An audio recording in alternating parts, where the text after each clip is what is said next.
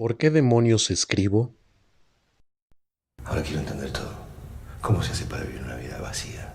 ¿Cómo se hace para vivir una vida llena de nada? ¿Cómo se hace?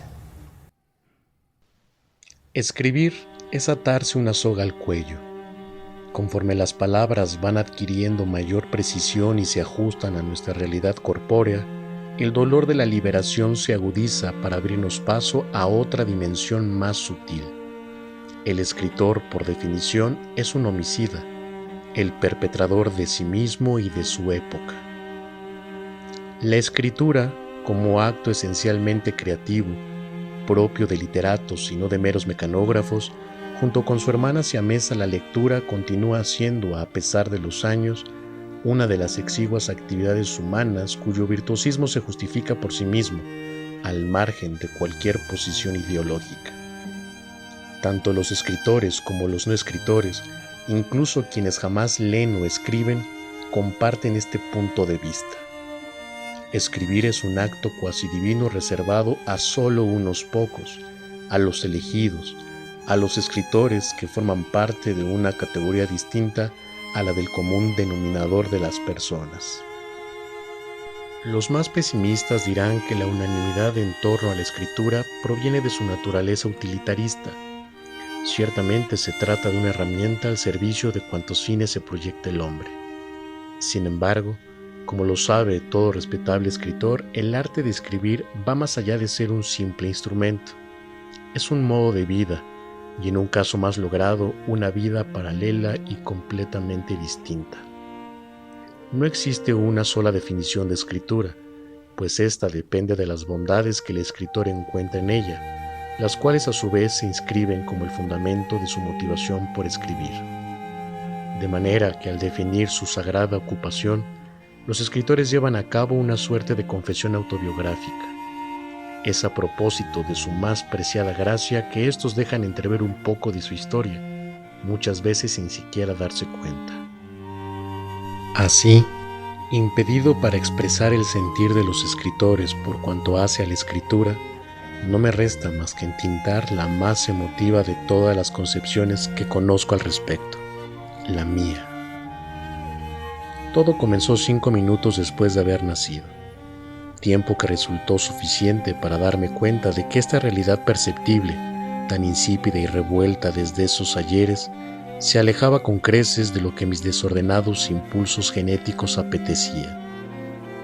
Mientras el llanto me invadía como nunca, no a consecuencia del incipiente funcionamiento de mis pulmones, sino a causa de la agobiante tragicomedia que me esperaba, me vi obligado, por mera supervivencia, a pensar en alguna estratagema que me permitiera, cuando no cambiar las circunstancias imperantes, sí trasladarme algunas veces y por tiempo indefinido a otras dimensiones menos asfixiantes, pues no quería, como ahora, volverme loco tan rápidamente. Fue entonces cuando, quizá inducido por los doctores que a mi alrededor no paraban de realizar anotaciones clínicas, de pronto reparé en la escritura. Maravilloso alivio que ante mis ojos se asomaba como un oasis en el desierto, como un arma ante la guerra, como un abrazo en medio de la penumbra.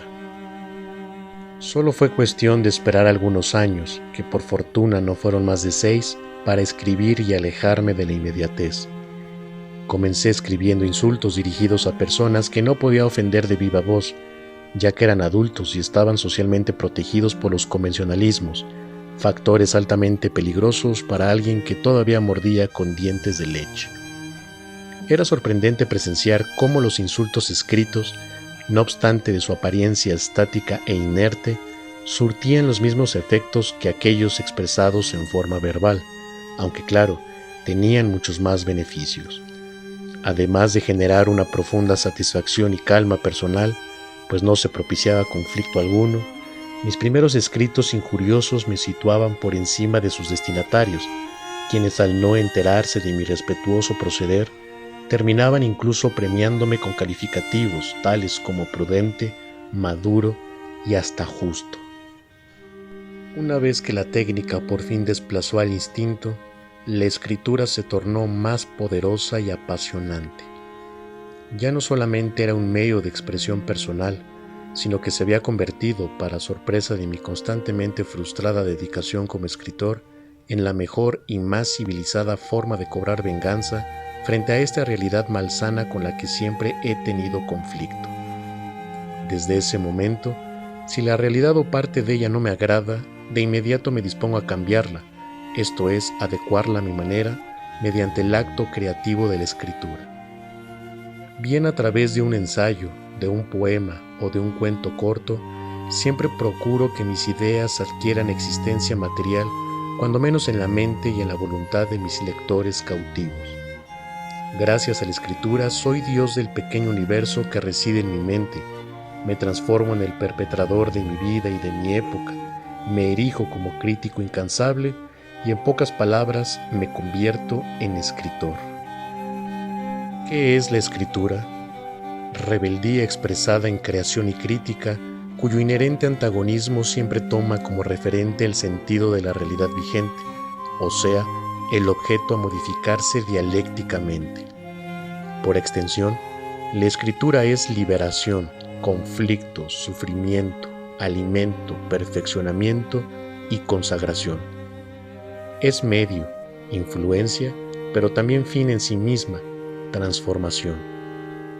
De ahí que el ser humano, además de caminar en dos pies y erguido, debe escribir para justificar su monárquica posición natural.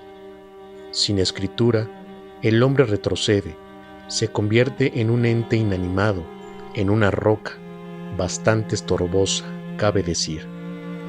La escritura es al hombre lo que el agua al pez, una necesidad vital, pero también el medio donde podrá perfeccionarse en la medida de sus aspiraciones. ¿Por qué demonios escribo?